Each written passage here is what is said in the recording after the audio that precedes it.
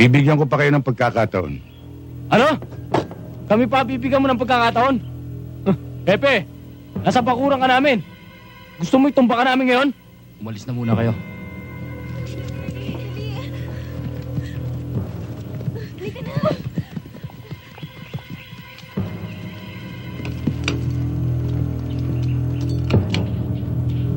Ibalik nyo lang ang ninyo. Para wala tayong problema. Anong problema?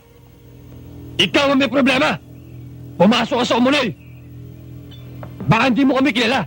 Kilala ko kayo. Kayo yung pangkat na sinuka ni Kariko. Dahil pang sarili lang ang lakad ninyo.